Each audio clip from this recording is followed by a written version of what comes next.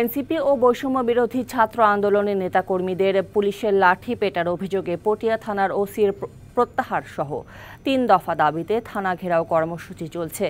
একই সাথে মহাসড়ক অবরোধ করে চলছে বিক্ষোভ। দাবি আদায় না হওয়া পর্যন্ত কর্মসূচি চালিয়ে যাওয়ার কথা জানিয়েছেন আন্দোলনকারীরা।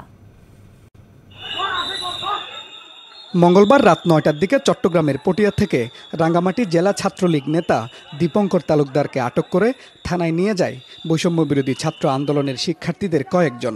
তখন পুলিশ তাকে গ্রেপ্তারে অপারগতা জানায়। এর পরপরই থানায় জড়ো হয়ে স্লোগান দিতে থাকেন সংগঠনটির নেতারা। এক পর্যায়ে পুলিশের সাথে হাতাহাতির ঘটনা ঘটে।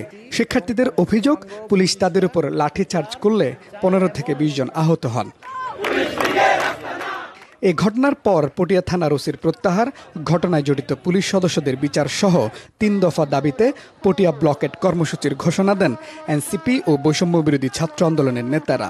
২-৩ মিনিটের মধ্যে আক্রমণটা শুরু করে। এটা দ্বিতীয় দফা আক্রমণ ছিল। প্রথম দফা থানার ভিতরে করছে। চট্টগ্রাম কক্সবাজার সড়ক অবরোধে বন্ধ হয়ে যায় যান চলাচল। ভোগান্তিতে পড়েন পরীক্ষার্থীরা। একটা হচ্ছে আপনার পরীক্ষা চলতেছে, হচ্ছে ডিগ্রিতে ফাইনাল পরীক্ষা চলতেছে।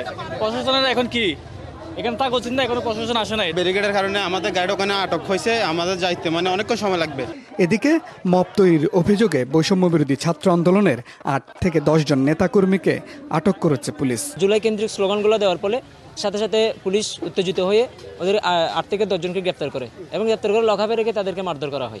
অ্যাকনন সোপ, দেশের নম্বর 1 হালাল অ্যান্টিব্যাকটেরিয়াল সোপ, ন্যাচারাল ব্যাকটেরিয়ালাইসিসের সুরক্ষায় ফ্রেশ ও অ্যাক্টিভ সবসময়।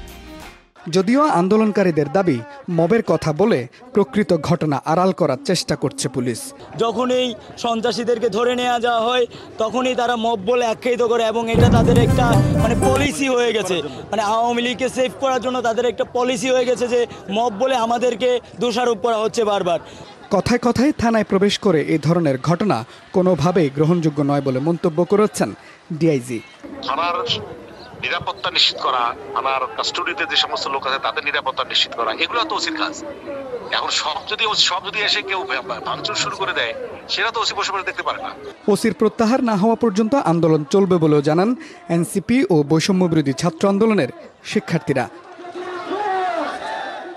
Mujibul Haque, DVC news, Chittagong.